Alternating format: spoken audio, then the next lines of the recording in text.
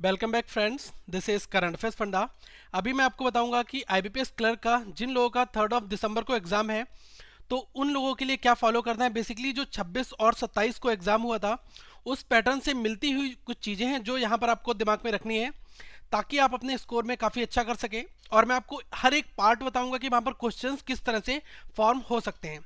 Okay, तो अगर आप पहली बार ये वीडियो देख रहे हैं तो चैनल को सब्सक्राइब करें दोस्तों, और वीडियो को लाइक करें। जो भी आपका डाउट हो कमेंट करके जरूर पूछें और साथ में इस वीडियो को शेयर भी करें। तो देखो, पैटर्न जो है वो सिमिलर है। इंग्लिश में आपके 30 क्वेश्चन आएंगे, क्वांट में 35 क्वेश्चन 35 नंबर के, रीजनिंग में 35 क्वेश्चन आएंगे।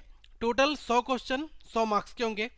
अब जो कंपोजिट टाइम आपको 1 घंटे का मिलेगा, इसको आप किस तरह से डिस्ट्रीब्यूट करना है मैं आपको बता रहा हूँ। देखो, रीजनिंग जो है और क्वांट है ये दोनों बहुत इजी आ रही हैं। ओके, तो आप क्या करो कि क्वांट और रीजनिंग इन दोनों सेक्शंस के लिए लगभग 20 मिनट इसमें और 25 मिनट इसमें, या फिर 25 मिनट इसमें और 20 मिनट इसमें, इन दोनों में आप सफल कर सकते हो। ठीक है, अब जो इंग्लिश वाला सेक्शन है उसके लिए केवल आपके 15 मिनट आप रखो। ओके, तो इस तरह से आप अपने टाइम ड्यूरेशन को रखना। अब आते हैं क्वेश्चंस के ऊपर। अब देखो, क्वेश्चंस कहाँ से आ रहे हैं। सेलोगिज्म का कोई क्वेश्चन नहीं आ रहा है। इनइक्वलिटी के 5 क्वेश्चंस आपके आएंगे, और इनइक्वलिटी होगी आपकी स्टेटमेंट वाइज वाली। स्टेटमेंट वाइज का मतलब है कि ऐसे question A is greater than B, equal to C is less than D, इस तरह से जो क्वेश्चन दिए होते हैं और 2 कंक्लूजन दिए होते हैं, वैसे आपके क्वेश्चंस मिलेंगे। अल्फाबेट सीरीज के आपको क्वेश्चंस मिलेंगे। जैसे कोई एक स्ट्रिंग लिख दी, जैसे स्ट्रिंग इस फॉर्मेट में लिख दी है कि PUKRAMCUPDEF, तो क्या करना है कि इन डिजिट को असेंडिंग में रखना है। ध्यान पूर्वक आपको सारे ऑप्शंस पढ़ने हैं। वैसे मैंने एक वीडियो कराया हुआ है ऑलरेडी इसके ऊपर, तो आपने देख लिया होगा। आई होप अगर नहीं देखा है तो आप हमारी नीचे वीडियो सेक्शन में जाकर वो देख सकते हैं। उसका जो लिंक है वो डिस्क्रिप्शन में भी मैं यहाँ पर रख दूंगा। ओके, तो इसके ऊपर कुछ ऑपरेशन परफॉर्म होते हैं। और जो सिंबल वाली रीजनिंग की सीरीज होती है जिसको हम अल्फा न्यूमेरिक सीरीज कहते हैं।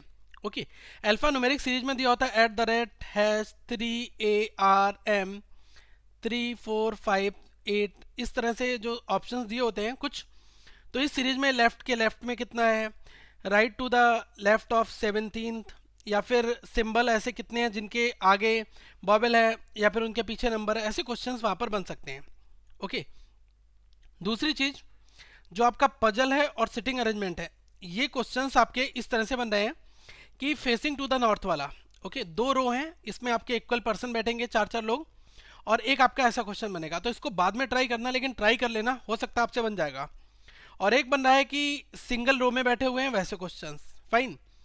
अब मिसेलिनियस में क्या है, आपका ब्लड रिलेशन और रैंकिंग है, ये टॉपिक आपके यहाँ से बन जाएंगे। ओके, तो थोड़ा पेशेंस रखना और क्वेश्चन को बहुत केयरफुली ऑब्जर्व करना, उसके बाद सॉल्व करना। ओके, नेक्स्ट अगर मैं बात करूँ इंग्लिश की, तो इंग्लिश के 30 मार्क्स जो डिस्ट्रीब्यूशन है वो 10 marks reading compression RC, 10 marks आपके क्लॉज टेस्ट और 10 मार्क्स आपके स्पॉट द एरर्स में है।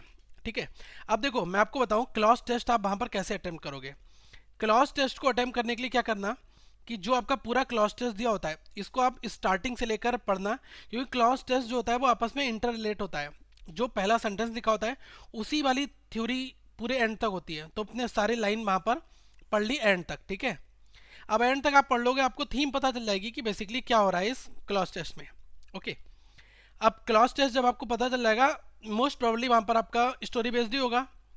तो क्लॉज टेस्ट जब आप पूरी थ्योरी पढ़ लेंगे उसके बाद आप ऑप्शंस आसानी से फिल कर सकते हैं। ठीक है, ये फंडा फॉलो करना। और एरर में जो प्रीपोजिशन की एरर है, आर्टिकल की एरर है, या फिर टेंसेस वाली एरर है, इनको आप आसानी से देखते ही समझ में आ जाएंगी कि कहाँ पर क्या एरर है, ये बना सकते हैं। रीडिंग कंप्रेंशन में क्या करना कि पहले आप क्वेश्चन पढ़ लेना, और एक बार एक नज़र में जल्दी जल्दी क्वेश्चन पढ़ लिए।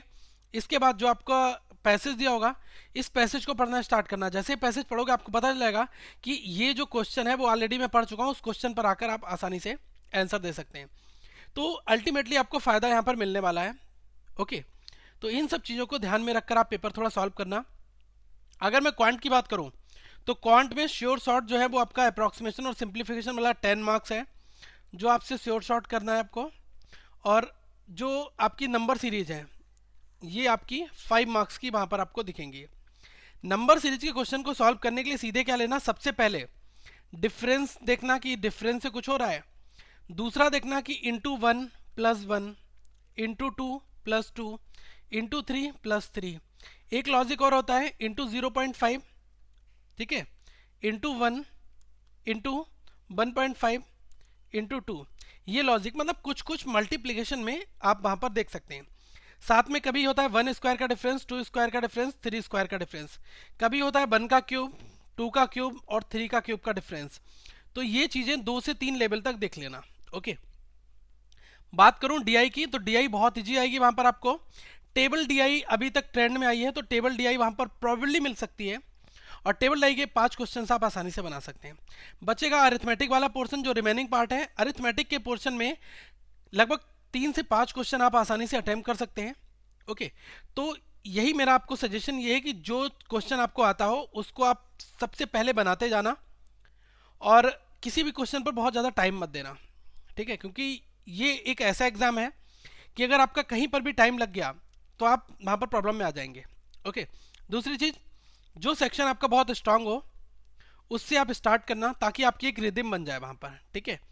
जैसे आपको रीजनिंग बहुत अच्छा आता है तो रीजनिंग पहले एग्जीक्यूट कर दो, क्वांट आता है तो क्वांट कर दो। जिन लोगों को इंग्लिश बहुत अच्छी आती है वो आप पहले इंग्लिश से स्टार्ट कर दो, कोई इशू नहीं है।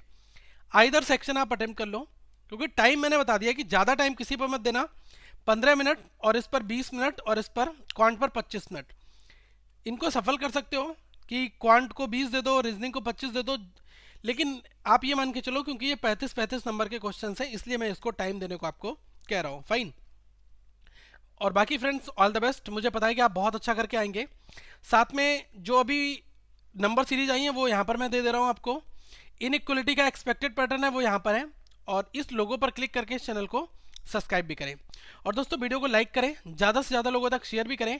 और कल मॉर्निंग में जो पहली शिफ्ट का एग्जाम होगा उसके जस्ट बाद में मैं मॉर्निंग में ही रिव्यू दे दूंगा, ताकि जिन लोगों का आगे वाली शिफ्ट में एग्जाम है वो लोग आसानी से इस चीज़ों को समझ सकें। So thank you friends, have a good day.